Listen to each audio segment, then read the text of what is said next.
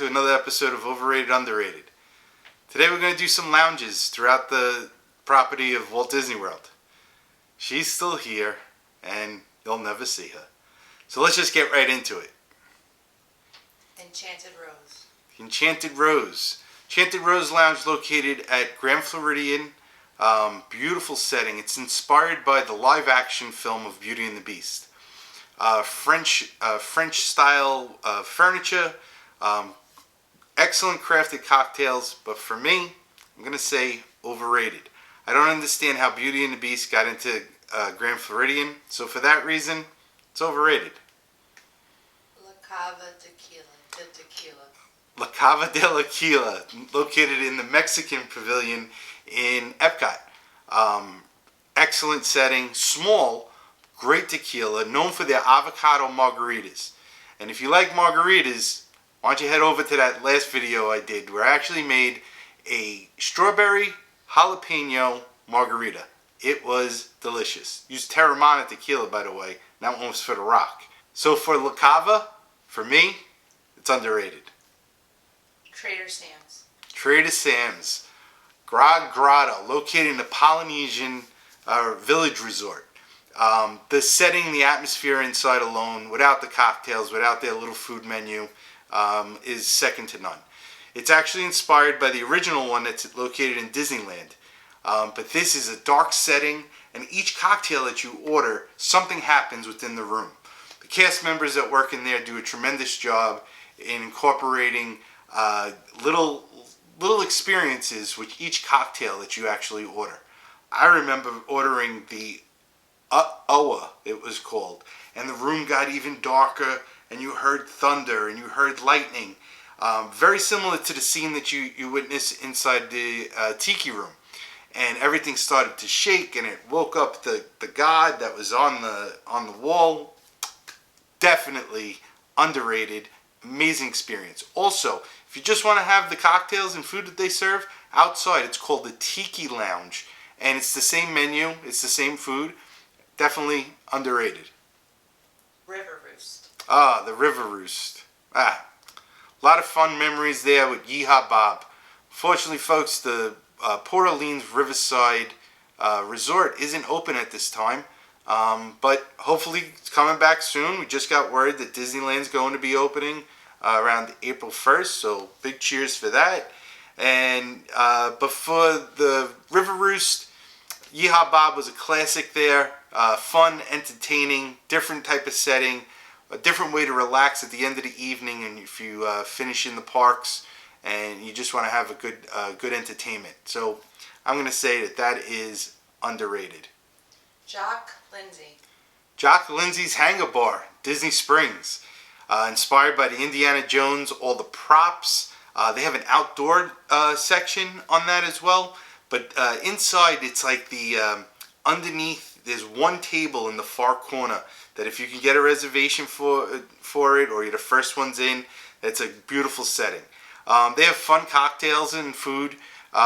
They serve all plays on everything that has to do with Indiana Jones series. So you get the monkey brains, and it's a great time. So I'm going to say Indiana Jones, Jock Lindsay, Hangar Bar is properly rated. Nomad Lounge. Nomad Lounge, located in Animal Kingdom.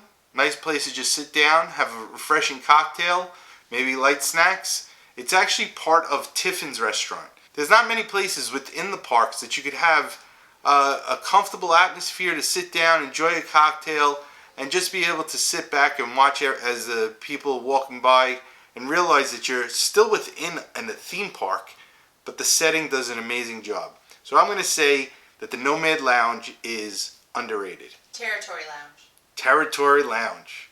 Wilderness Lodge. You're saying where, probably. Wilderness Lodge Resort has a lounge. It's called Territory Lounge. Let me tell you, folks, this is underrated. Why? They serve a cheddar beer fondue, but it's served with pretzel bread and fruit. Dipping apricots, I've had it. Sometimes they've had apples, pretzel bread, brioche bread, Tuscan bread. Underrated. Need more of that. But don't go, because then it's going to get too busy and then I'm not going to be able to enjoy it.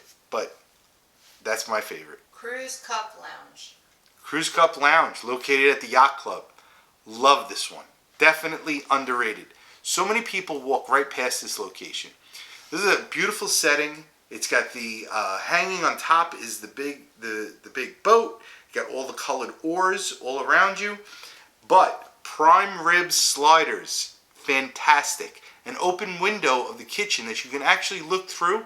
You're seeing the back of Yachtman Steakhouse. You can watch the entertaining of all the kitchen crew, and they're working in there. And I know it for a fact, underrated. But if you've been there, definitely keep it under wraps. The prime rib slide is top of the line, underrated. Top of the World Lounge. Top of the World Lounge, folks. Well, it is a DVC in Bay Lake Tower. So if you're a DVC member, you have access to the Top of the World.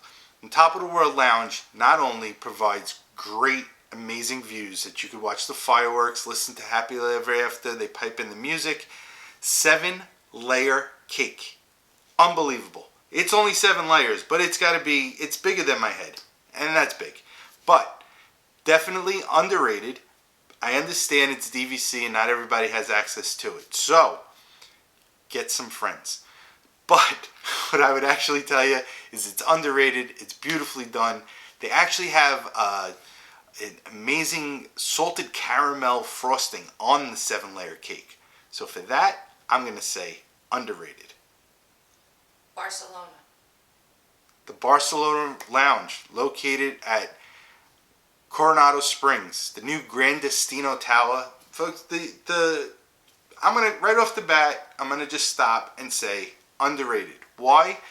The stained glass, the architecture, the seating, tons of seating, an espresso bar.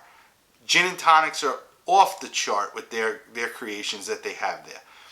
But the setting, while you sit there, you can look out the windows into the garden. You don't feel that you're in a traditional Disney resort. This lounge and that tower, they have done an amazing job of really focusing on a small bit of history tied to Walt, but actually making it just so beautiful.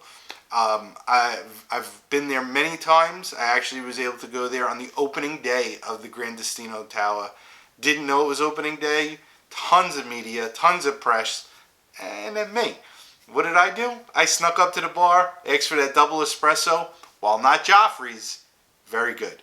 So for that one, underrated. Folks, thank you very much for joining me for this week's Overrated, Underrated.